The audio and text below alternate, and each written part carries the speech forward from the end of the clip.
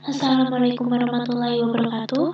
Kembali lagi dengan saya, Cici Juanda dengan NIM 11201104, Program Studi Akuntansi Sekolah Tinggi Ilmu Ekonomi Bank BPD Jawa Tengah.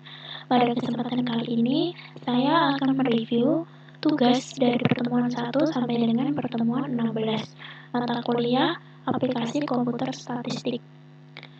Nah, video kali ini juga sebagai bentuk penyelesaian tugas ujian akhir semester mata kuliah Aplikasi Komputer Statistik dengan dosen pengampu Bapak Septia Lutfi, Eskom Mkom. Langsung saja, pada pertemuan pertama tanggal 18 Maret 2022 hanya memberikan pengarahan mengenai mekanisme tugas-tugas sehingga belum memberikan tugas. Nah, arahannya yaitu yang pertama, tugas-tugas dibuat video tutorial atau cara pengerjaannya. Yang kedua, membuat channel YouTube. Yang ketiga, membuat blog untuk mengirim link video. Selanjutnya pada pertemuan kedua pada hari Jumat 25 Maret 2022. Judul materinya pemasukan data dengan SPSS. Mengerjakan tugas mengenai yang pertama, cara membuat variabel dalam aplikasi SPSS versi 25, yang kedua, cara menginput data menggunakan SPSS versi 25, yang ketiga, membuat kategori data menggunakan value label dan menyimpan data yang telah kita buat. Lalu yang ketiga, pertemuan ketiga yaitu pada tanggal 1 April 2022 hari Jumat. Judul materinya pengolahan data dengan SPSS dan penyajian data. Nah, di sini kita mengerjakan tugas mengenai yang pertama, mengolah data dengan menghitung berbagai macam ukuran, antara lain ukuran pemusatan, yaitu rata-rata hitung atau MEAN, median, dan modus. Kedua, ukuran letak, yaitu kuartil dan persentil. Lalu ukuran penyimpangan atau penyebaran, yaitu rank.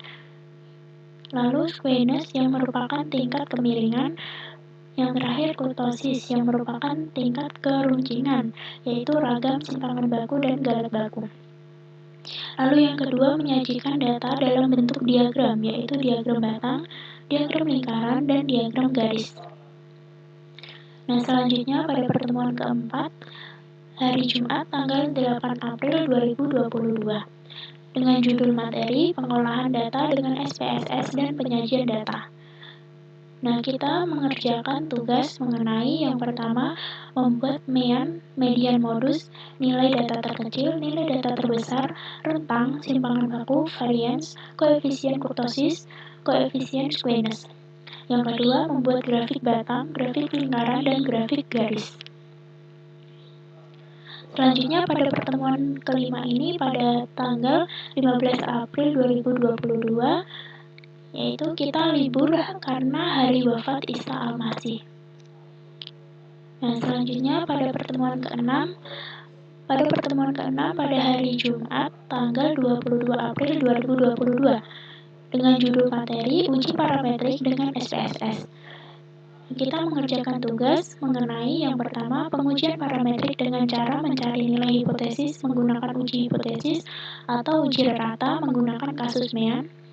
Yang kedua, menguji pendapat mengenai pendapat pengusaha bahwa rata-rata penjualan per hari karyawan, yaitu uji rata menggunakan kasus MEAN. Lalu selanjutnya pada pertemuan ketujuh pada hari Jumat 29 April 2022 dengan judul materi uji beda rata. Mengerjakan tugas tentang uji beda rata atau uji beda MEAN, yaitu yang pertama, uji beda rata antara lain beda MEAN data independen. Yang kedua, uji beda dua rata atau uji beda dua MEAN, yaitu beda MEAN data sampel berpasangan. Lalu pertemuan ke-8. Pertemuan ke-8 ini pada hari Jumat tanggal 10 Mei 2022 dengan judul materi yaitu ujian tengah semester. Nah, di sini pada ujian tengah semester ini kita mengerjakan tugas mengenai soal tentang uji beda dua rata atau uji beda dua MEAN. Melakukan pengujian dengan uji T atau paired sample t-test.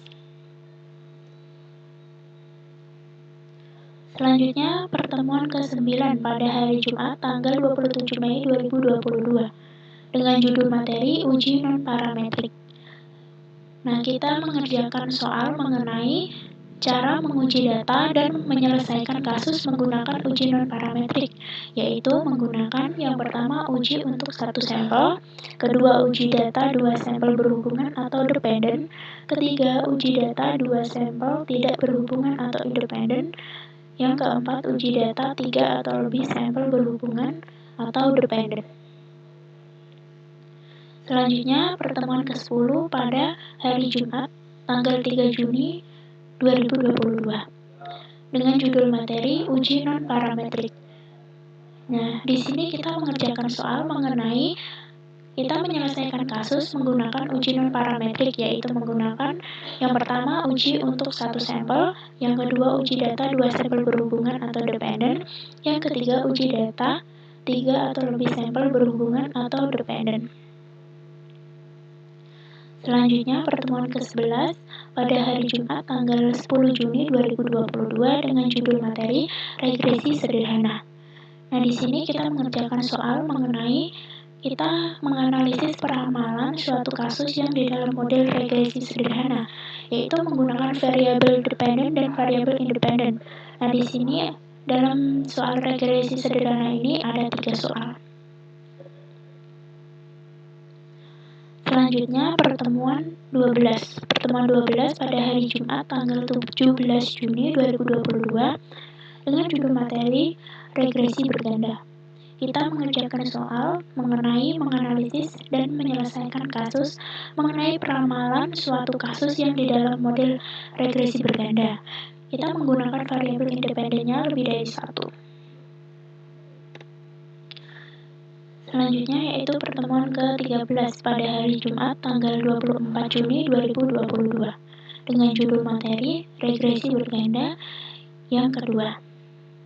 Nah, pada latihan soal ini kita mengulang untuk latihan soal regresi berganda dengan soal yang berbeda, yaitu kita mengerjakan soal tentang menganalisis dan menyelesaikan kasus mengenai peramalan suatu kasus yang di dalam model regresi berganda, yaitu kita menggunakan variabel independennya lebih dari satu. Selanjutnya pertemuan ke-14. Pertemuan ke-14 pada hari Jumat tanggal 1 Juli 2022 dengan judul materi skala Likert. Nah, kita mengerjakan soal mengenai menganalisis dan menyelesaikan kasus menggunakan skala Likert, yaitu skala Likert digunakan untuk mengukur sikap dan pendapat pada skala penelitian, yang dibantu dengan menggunakan kuesioner yang telah dibuat sebelumnya. Lalu selanjutnya pada pertemuan ke-15 pada hari Jumat 8 Juli 2022 dengan judul materi validitas dan reliabilitas. Kita mengerjakan soal mengenai validitas dan reliabilitas, yaitu ada 2 soal di sini. Nah, yang pertama tentang validitas untuk membuktikan kebenaran suatu butir. Butir yang dikatakan sahih atau benar apabila butir tersebut mempunyai kontribusi terhadap nilai variabel yang diukurnya. Lalu, yang kedua mengenai reliabilitas untuk mengetahui konsistensi atau keteraturan hasil pengukuran suatu instrumen apabila instrumen tersebut digunakan lagi sebagai alat ukur suatu objek atau respon. Yang terakhir yaitu pertemuan ke-16. Pertemuan ke-16 ini pada hari Jumat tanggal 29 Juli 2022 dengan judul materinya ujian akhir semester aplikasi komputer statistik. Nah, di sini kita mengerjakan soal ujian akhir semester, yaitu yang pertama kita mencari nilai EV atau expected value, yaitu nilai harapan, dan mencari nilai EVPI atau expected value with perfect information, yaitu nilai harapan dengan informasi sempurna. Lalu soal yang kedua, kita menghitung berbagai kriteria keputusan dalam kondisi ketidakpastian, yaitu yang pertama kriteria Laplace, yang kedua kriteria maksimin, yang ketiga kriteria maksimax, yang keempat kriteria Hardways dengan koefisien optimisme 0,6, lalu yang terakhir kriterianya minimax regret.